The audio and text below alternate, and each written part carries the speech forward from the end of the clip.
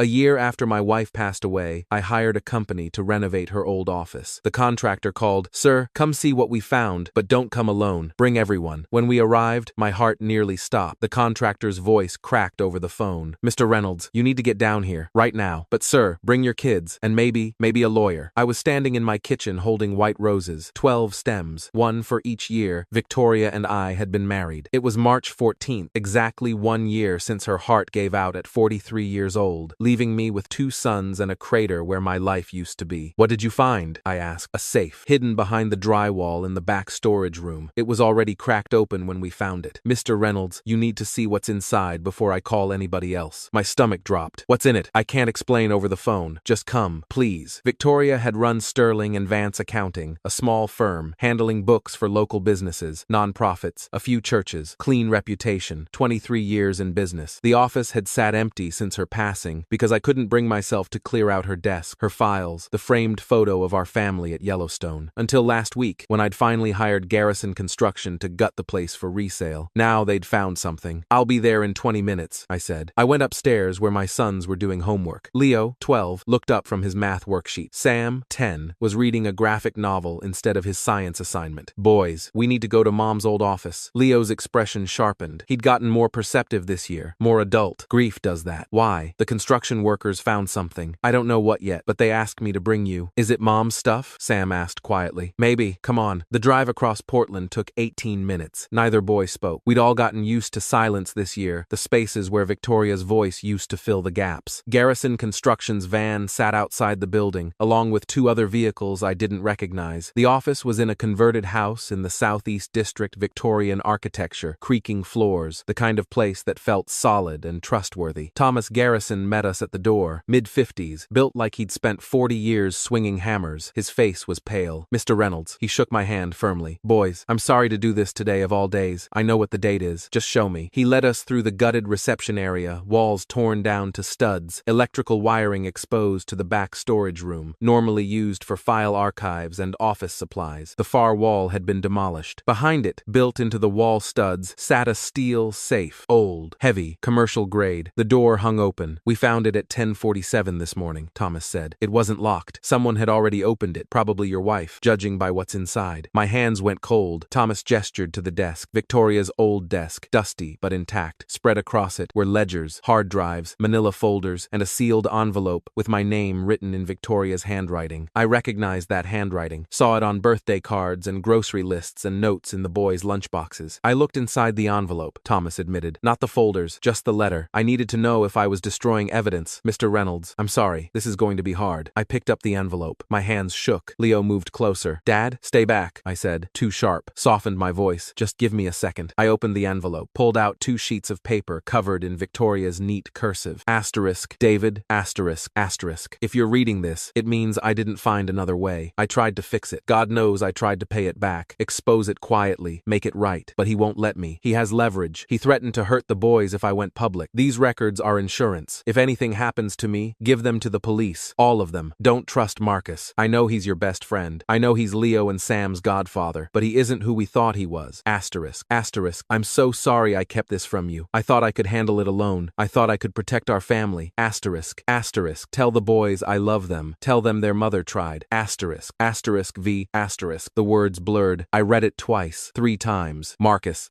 Vance. My best friend since sophomore year at Portland State. My business partner in Victoria's firm. The man who'd held me together after Victoria passed. Who'd organized the funeral. Who'd helped me navigate insurance claims and legal paperwork and single fatherhood. The man wearing Victoria's vintage Rolex right now, the watch she'd supposedly wanted him to have. According to the verbal will he'd claimed she'd shared with him days before she passed. I set down the letter, opened the first ledger, transaction records, dates, account numbers, dollar amounts that made my vision swim. $847,000 from Riverside Community Church Building Fund, transferred to offshore account CY4471893. $1.2 million from the Homeless Youth Coalition, same account. $340,000 from the Morrison Trust money, meant for scholarships for low-income students. Page after page after page. Every transaction authorized by Marcus Vance. Digital signatures, account access codes, routing numbers. My wife's business partner had been systematically embezzling from their clients for at least 3 years. "Dad," Leo's voice was small, scared. What is that? I couldn't answer. My throat had closed. Sam moved to the desk, read over my shoulder. These are big numbers. They're stolen numbers, I said quietly. From the church, from charities, from people who trusted us. Us? Leo asked. Did Mom? No. I picked up Victoria's letter, showed him the words. She found out. She tried to stop him, and he threatened you. Both of you. Thomas cleared his throat. Mr. Reynolds, I need to know what you want to do. This is evidence of serious crimes. I have an obligation. I know, I said, but not yet. Sir, give me 24 hours. Please, I need to do this right. Thomas looked at the evidence. At my sons. At me. 24 hours. Then I'm calling the police whether you do or not. I'd met Victoria Chen at a coffee shop in 2008. She'd been working on her CPA certification, buried in tax code textbooks. I'd asked if the seat next to her was taken. She'd said, yes, she was saving it for her future husband, but I could sit there until he showed up. We'd been married 6 months later. She'd started Sterling and Vance Accounting in 2011 with Marcus, who she'd known from her master's program. They'd built it together. Victoria, handling client relationships and financial planning, Marcus managing operations and compliance. They'd specialized in non-profit accounting, churches, youth organizations, community foundations, organizations that needed expertise but couldn't afford Big Four firm prices. Victoria had loved it, said she felt like she was doing God's work, helping good people do good things with their money. The firm had grown steadily. By 2023, they had 47 clients, 3 employees, and annual revenue around $850,000. Marcus had been at our house every Sunday for dinner. He'd taught Leo to throw a curveball. He'd given Sam his first telescope. When Victoria passed sudden cardiac arrest in her office at 3:17 p.m. on March 14, 2024, Marcus had been the one to call 911, perform CPR, ride in the ambulance. He'd held my hand at the funeral and told me Victoria was the best person he'd ever known. Now I knew why he'd cried so hard that day. Guilt. I drove the boys home and made them grilled cheese sandwiches they didn't eat, put on a movie they didn't watch. Then, I went into my office and called the one person I trusted, Patricia Mendoza, Victoria's college roommate, attorney specializing in white-collar crime at Morrison & Reed, 38 years old, 15 years practicing criminal law in Oregon. David, she answered, how are you holding up today? I need you to come over. Now, don't tell anyone, especially not Marcus. Pause. What happened? Victoria left evidence that Marcus has been embezzling from the firm's clients. Millions of dollars. She knew. She was trying to stop him. I think the stress contributed to her heart condition. Jesus. Where's the evidence? At her old office. I need you to help me document everything properly before we go to the police. I'll be there in 30 minutes. She arrived in 27 minutes, briefcase in hand, all business. I showed her Victoria's letter first, then the ledgers, then the hard drives. Patricia read everything methodically, taking photos with her phone, making notes. This is prosecutable, she said. Multiple counts of embezzlement, wire fraud, money laundering. If the amounts are accurate, Marcus is looking at 20 years minimum. Can we prove Victoria wasn't involved? Her letter helps, but we'll need more. Did she keep separate records, personal notes, anything showing she discovered this and tried to stop it? I opened one of the hard drives on my laptop. It took 20 minutes to crack the password Victoria's birthday plus our anniversary. Inside were folders, hundreds of files, email chains between Victoria and Marcus, her questioning transfers, him explaining them away, her pushing harder, him getting defensive. One email from 6 months before she passed. Asterisk Marcus, I've reviewed the Riverside account again. The building fund is short $847,000. I need documentation of where that money went, or I'm calling the board. Asterisk. His response. Asterisk Victoria, you're overreacting. Those funds were reallocated per the verbal agreement with Pastor Mike. I'll get you the documentation next week. Asterisk. The documentation never came. The next email was from Victoria to her personal account. Asterisk. He's lying. Pastor Mike never approved any reallocation. I'm going to the police on Monday. Asterisk. Asterisk. Asterisk. Darring. That email was dated March 10th, 2024. Victoria passed away March 14th. 4 days later. David, Patricia said carefully. Did Victoria have any heart problems before? Mild arrhythmia. She took medication for it. Nothing serious. Had she been under unusual stress? The firm was busy. She'd mentioned Marcus wasn't pulling his weight, but nothing she seemed worried about. Patricia looked at the timeline. I'm not saying anything definitive, but sudden cardiac arrest at 43 in someone with only mild heart issues, right after threatening to expose major fraud. My blood went cold. You think, Marcus? I think we need to be very careful, and we need to involve law enforcement immediately. Not yet. David, I need to talk to him first. That's a terrible idea. I need him to admit it. On record, with witnesses. Patricia set down her phone. Why? Because Victoria tried to do this the right way, quietly, professionally, and look what happened. He threatened our children. He may have contributed to her passing. I want him to confess everything before the police get involved. That's dangerous. I don't care. hair. She studied my face. You want revenge. I want justice. For Victoria. For the organizations he stole from. For everyone he manipulated while pretending to be a good man. Patricia was quiet for a long time. Then, okay, but we do this smart. I'll contact Detective Raymond Walsh. He's with the Financial Crimes Unit, 22 years on the Portland PD. We'll brief him, get recording equipment, and set up a controlled confrontation. How long will that take? If I call in favors, 48 hours. I have 24. Thomas Garrison is reporting this tomorrow night, whether we're ready or not. Then, we'd better move fast. Detective Raymond Walsh arrived at my house at 7:43 a.m. the next morning. Late 50s, gray hair, the kind of face that had seen everything twice. Mr. Reynolds, he said, shaking my hand. Patricia briefed me. I reviewed the documentation she sent. This is one of the most clear-cut embezzlement cases I've seen in 20 years. Can you prove Marcus did it? His digital signatures are all over the transactions. His access codes were used, and your wife's personal records show she confronted him multiple times. He paused. I'm sorry for your loss. Victoria sounds like she was trying to do the right thing. She was. Patricia says you want to confront Marcus directly. Record a confession. Yes, that's risky. If he realizes what you're doing, he could destroy evidence. Flee. We might lose our chance to prosecute. Or he might confess. He's arrogant. He thinks I'm weak. He's been playing the supportive best friend for a year, watching me grieve while he wore my wife's watch and spent stolen money. Detective Walsh looked at Patricia. She nodded. All right, Walsh said. Here's how we do this. You call Marcus. Tell him the renovation team found structural issues at Victoria's office. Say you need his help assessing whether any client files are at risk. Get him to come to the office. What about recording? We'll wire the space, audio and video. Patricia will be there as a witness, hidden but present. I'll be parked outside with backup. You get him talking. Let him try to explain. When he realizes you know, he'll either run or try to bargain. Either way, we'll have him. What if he gets aggressive? You'll be wired. Any sign of threat, we move in immediately. I looked at Leo and Sam, who'd been listening from the stairs. Dad, Leo said. Uncle Marcus did this? Uncle Marcus, the godfather who'd given them birthday presents and taught them card tricks and promised to take care of them if anything happened to me. Yes, I said. He stole from people who trusted him, and he threatened you to keep Mom quiet. Sam's face crumpled. Why? Because money became more important to him than people. The setup took 6 hours. Thomas Garrison's crew installed surveillance cameras in Victoria's office, hidden in electrical boxes and ceiling fixtures. Detective Walsh's team placed wireless microphones in the wall studs, voice-activated recording equipment in the back room. Patricia positioned herself in the adjacent storage space with a laptop showing live feeds. At 3:47 p.m., I called Marcus. David, his voice was warm, concerned, the way it had been for a year. How are you doing today? I was thinking about you. About Victoria. I'm at the office, I said. Garrison's crew found some problems. Structural damage behind the walls. I'm worried about the client files if there's water damage or mold. We might have liability issues. Silence. Just a beat too long. What kind of problems? He asked carefully. I don't know. I'm not a contractor, but they seemed concerned. Can you come look? You know the filing system better than I do. Another pause. I'm in a meeting. Can it wait? Garrison says they need to finish demolition today. If we're going to save anything important, it needs to be now. I could almost hear him calculating. If there was evidence in those files, evidence he thought was safely hidden, he needed to see what had been found. I'll be there in 20 minutes, he said. I hung up, looked at Patricia through the doorway. She gave me a thumbs up. Detective Walsh's voice came through my hidden earpiece. Good work. Remember, stay calm. Let him talk. Don't accuse directly. Just show him the evidence and watch his reaction. My hands were shaking. I sat at Victoria's old desk and tried to steady my breathing. 19 minutes later, Marcus's BMW pulled up outside. He walked in wearing a charcoal suit and Victoria's Rolex. His hair was perfectly styled. His shoes were Italian leather. He looked like success, built on stolen money. David, he pulled me into a hug. I'm sorry you're dealing with this today. Must be hard being back in this space. It's been a year, I said. Had to happen eventually. He looked around the gutted office. Wow, they really tore into this place. Thomas said the previous owner did some questionable remodeling, built additions without permits, hid some structural problems behind drywall. That's unfortunate. He walked toward the back room. Where's the damage? Storage room. Behind the file cabinets. I followed him. He stepped through the doorway and froze. The demolished wall, the exposed safe, the open door, Victoria's letter sitting on the desk, my name visible. Marcus's face went white. David, he said slowly. What is this? I didn't answer, just stood there, watching him. He moved closer to the desk, saw the ledgers, the hard drives, the folders. Recognition flooded his expression, then panic, then desperate calculation. Those are old files, he said quickly. Victoria was confused toward the end, mixing up accounts. The medication she was taking for her heart, it can cause cognitive issues. Was she confused when you threatened my sons? I asked quietly. He froze. What? I picked up Victoria's letter. Read aloud. He has leverage. He threatened to hurt the boys if I went public. She was paranoid. Was she paranoid when she emailed herself documentation, when she confronted you about the Riverside Church Building Fund, when she told you she was going to the police on Monday, March 11th. Marcus's mouth opened. Nothing came out. 3 days later, she passed away, I continued. Sudden cardiac arrest, stress-induced, in someone with only mild heart problems. You think